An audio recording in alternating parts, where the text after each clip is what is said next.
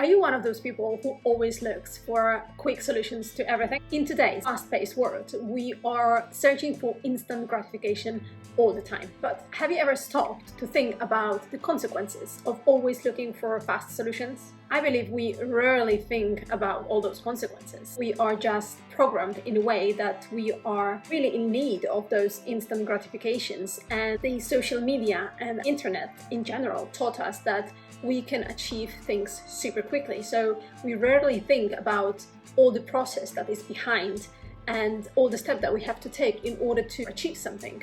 With, for example, Amazon, we expect parcels to arrive immediately. I think the same with social media. Once we are scrolling, we're scrolling for a reason, because we want to feel good and we want to enjoy ourselves. We want to stop thinking about more important stuff that is in our head, and that's why we are quite often mindlessly scrolling Instagram, TikTok, YouTube. My story with Instagram started 7 years ago when I first installed the app, and when I noticed everybody taking pictures, selfies, and just trying to capture the moment rather than feeling the moment, that's when I started wondering, what is this app really about, and do I want to be a part of it, or do I want to opt out? At that time in my head, I didn't want to be a part of it, and I really was against Instagram app until I kind of got hooked and I started scrolling myself and I started posting pictures. I got the idea of seeing someone else's life that is beautiful, glamorous, and kind of perfect. And I think during that time there were two different feelings that were born within me, and I had to deal with them, because one of them was I was simply jealous. I was jealous of people that I saw on the internet, jealous of their roads, of what they were doing, of how famous they were, or maybe how much money they had. What were they drinking, where they were dining, how they were behaving, how they were dressing. I felt like I'm really outside of what those people are doing, and there was kind of like this massive barrier and this big gap between us, and I felt like so jealous, like how come you can guys have it and I cannot afford those things. And that's when I basically started to looking into my emotional response to social media. But the second feeling was I want more of that. So I want to feed myself more of what I see. I want to feel inspired. So for example, if someone was able to achieve something, I should be able to achieve the same thing. The problem with social media is I think that we are giving so many options. So for example, if someone is personal stylist and she shows beautiful clothes and we're aiming to have similar wardrobe or similar style, and for that person it's her job and she spends so many hours working on being a personal stylist, and for us maybe we have a different job, we do something else during our working hours. So it is very hard to achieve the same level of aesthetics, for example, or following someone's advice, guidance in this particular theme. And then on another side, we see someone who is a travel vlogger, and we are craving those emotions as well. So we want to go and travel, we want to go and see the world, and we want this kind of a glamorous life, if this is what we are striving for. And then we might have someone who is running successful business, and that person is earning a lot of money and is showing beautiful houses, and we are craving the same thing. But the problem here is that we see three different people with different achievements, and we expect ourselves to be a combination of all those three people, which I believe is not realistic. The simple fact of seeing all those achievements of those different people makes us feel like we deserve that gratification. We really need those things to feel alive or to feel our best.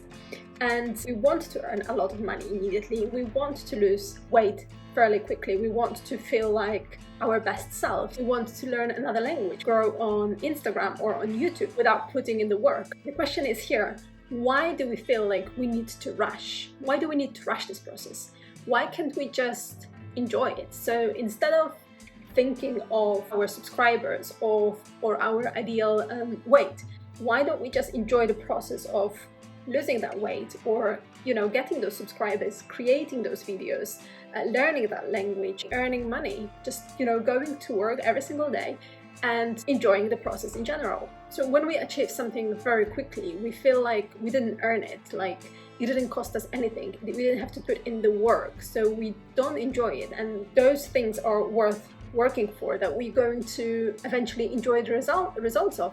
If you are, for example, a estate agent and you're trying to sell a house, and most of the times, because houses are expensive, it's a process, so it takes few weeks, few months, or maybe even years. So the work that you put in every single day in order to sell that particular house, it's not going to be like a glamorous and amazing job, but it's going to be your effort. And once you sell it, you are going to feel fulfilled. You put all the work and now your effort are finally paying off. I recently started to believe that the learning process and the perseverance in trying to achieve something is much more important, because it builds our resilience, and we are not necessarily satisfied with those quick results. We are really fulfilled when the results, with the good results, follow good work that was done before that.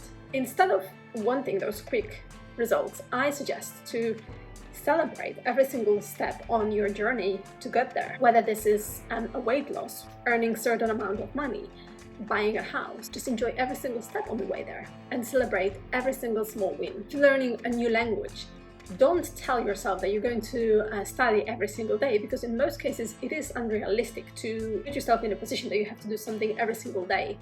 And in most cases you're going to feel discouraged, because learning a new language is quite a lot of work. You not only need perseverance, but you also need to feel like you are making progress, and the progress should be small in order for you to eventually celebrate those wins and feel like you've achieved something. I remember I started learning Spanish in 2019, but I stopped, I think, in 2021. Now, looking from this perspective, I do regret stopping that process. However, had I not stopped it 2 years ago, I would be further ahead and I would be able to speak that language. I would be celebrating being able to speak Spanish now, probably much more fluently than I do.